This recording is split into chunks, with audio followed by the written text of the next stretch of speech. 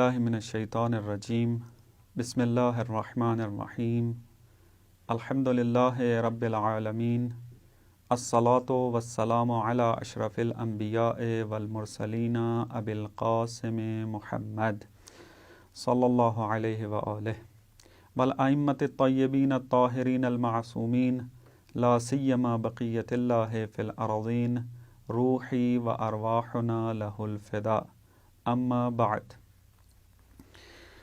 पिछले दर्स में आपकी खिदमत में इमामत और इमाम की लुग़वी एतबार से माना ज़िक्र किया था।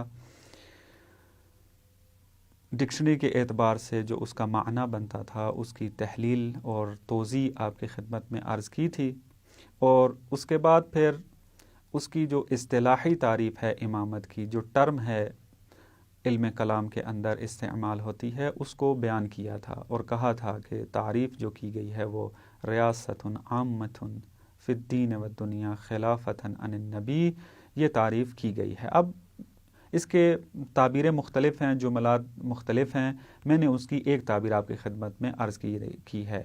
ऐसा नहीं है कि फ़कत यही जुमले हैं कि जो मैंने आपकी खिदमत में अर्ज़ किया, लेकिन मुहतवा तारीफ़ का यही है।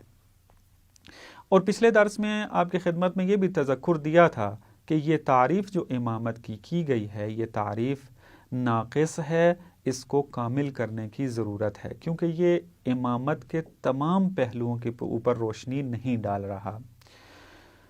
आज का दर्स इसी मतलब को समझने के लिए थोड़ा ज़रूरी है, आपकी तवज्जो का तालिब हूँ। इंशाअल्लाह आप इसके अंदर तवज्जो करेंगे। आज की गुफ्तगू का जो मौजू है वो मानी व मरातिब इमामत है, यानी इमामत का आया एक ही मर्तबा है या ना, इसके मुख्तलिफ मरातिब हैं, और आया ये जो मुख्तलिफ मरातिब हैं वो मरातिब कुरानी व रिवाई एतबार से काबिल इस्बात हैं, इसको साबित किया जा सकता है या साबित नहीं किया जा सकता। अब आपकी खिदमत में फ़कत ये नुक्ता अर्ज़ करना है कि इमामत के मुख्तलिफ मरातिब हैं। ग़ालिबन जो मरातिब ज़िक्र किए गए हैं वो 3 मरतबे हैं। पहला जो इमामत का मर्तबा ज़िक्र किया गया है वो ये कि इमामत यानी रहबरी। इमामत यानी एक सोसाइटी का रहबर बनना, एक जामे का, एक मुल्क का उसका इमाम बन जाना, उसका रहबर बन जाना, पेशवा बन जाना, ये इमामत के अंदर आता है, यानी वो शख्स इमामत रखता है।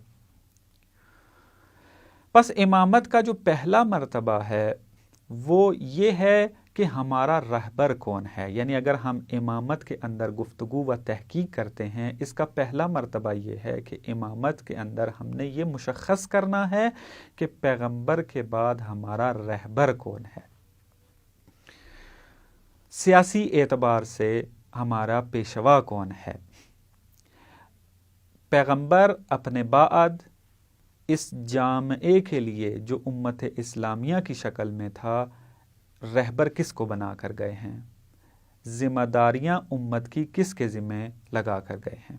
ये इमामत का पहला मर्तबा है कि जिसको आप इमामत सियासी भी कह सकते हैं। दूसरा मर्तबा जो इमामत का है वो है इमामत यानी मरजइयत दीनी।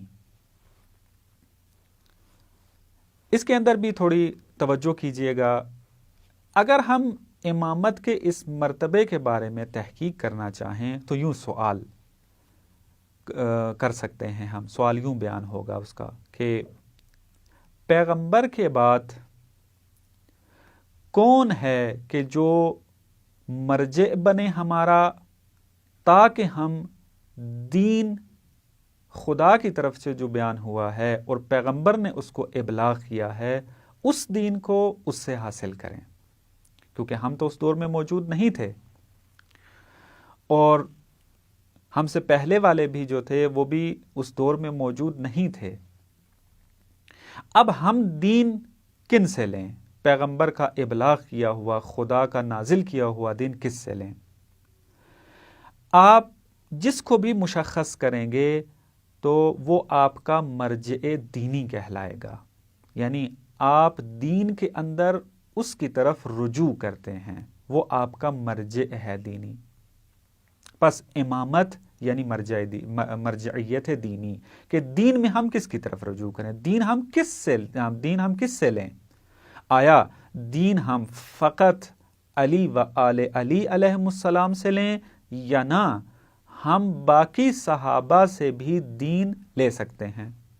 اب اگر آپ امامت کے مسئلے میں تحقیق کریں گے تو اس نقطے کو بھی واضح کرنے کی ضرورت ہوگی آپ کو، کہ آپ مشخص و معین کریں کہ میں نے دین کس سے لینا ہے۔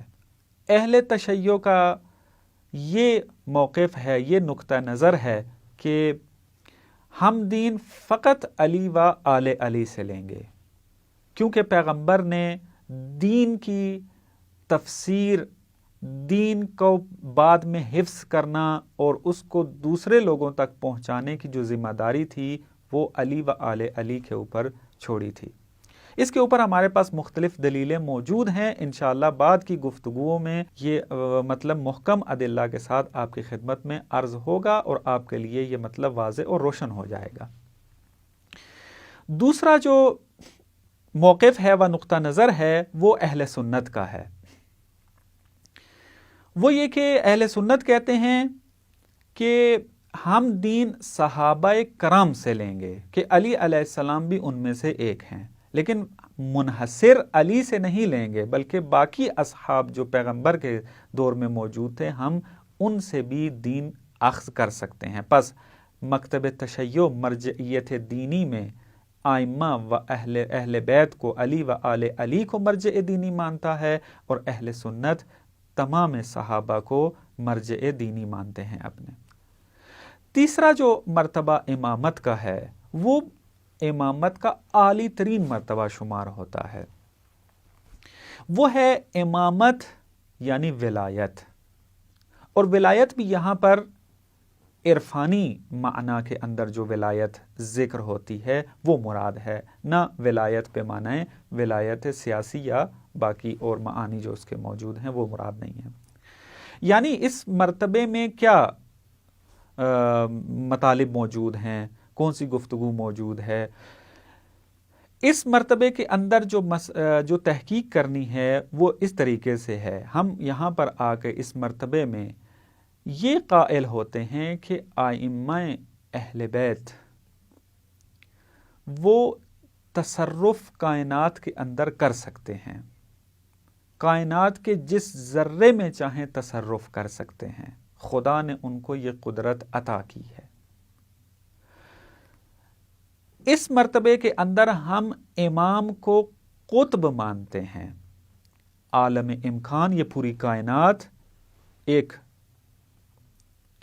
آپ نظر میں لیں، اور اس کا جو مرکز ہے اور قطب ہے وہ امام کہلاتا ہے۔ پس امام کو اس مرتبے کے اندر قطب عالم امکان بھی کہا جاتا ہے، اور خطبہ شقشقیہ کے اندر بھی مولا علی علیہ السلام نے اپنے آپ کو قطب سے تعبیر کی ہے۔ اور اس کے اندر جو مسئلے ڈسکس ہوتے ہیں، جو مطالب اس کے اندر ذکر ہوتے ہیں وہ اسی ولایت کے ساتھ مرتبط ہیں۔ مثلا اس کے اندر ایک بات یہ ہوتی ہے کہ آپ اس مرتبے کے اندر جب تحقیق کریں گے تو آپ دیکھیں گے محققین جو علماء ہیں وہ قائل ہیں کہ اس مرتبے کے اندر امام روح ہے اور پورے کا پورا عالم ایک جسد کی مانند ہے۔ جس طریقے سے ایک انسان جسد رکھتا ہے اپنا، جسم رکھتا ہے اپنا، اور اس میں پھر ایک روح کی ضرورت ہوتی ہے، اور وہ روح ہے کہ جو اس کے زندہ ہونے کا سبب ہے، بدن کے حرکت کرنے کا سبب ہے۔ اگر یہ روح نہ ہو تو یہ بدن مردہ ہو جاتا ہے، بے جان ہو جاتا ہے۔ امام کا مرتبہ اس عالم کے اندر یہی ہے۔ یہ آپ نے کہاں تحقیق کرنی ہے؟ امامت کے اس تیسرے مرتبے کے اندر۔ امام روح ہے اور عالم امکان پوری کائنات ایک جسم و جسد کی مانند ہے۔ اور اس کی امامت، اس مرتبے کی طرف بھی بہت ساری روایات موجود ہیں۔ ایک روایت کی طرف فقط اشارہ کرتا ہوں، اس کی پھر مفصل محکم ادلہ جو ہیں، دلیلیں ہیں، وہ بعد میں انشاءاللہ آپ کی خدمت میں عرض ہوں گی۔ ایک مشہور دلیل کے جو آپ نے بھی سنی ہوگی روایت، وہ یہ ہے کہ لولا الحجہ لساخت الارض باہلہا، اگر حجت اس زمین پر نہ رہے تو زمین اپنے اہل کے ساتھ نابود ہو جائے گی۔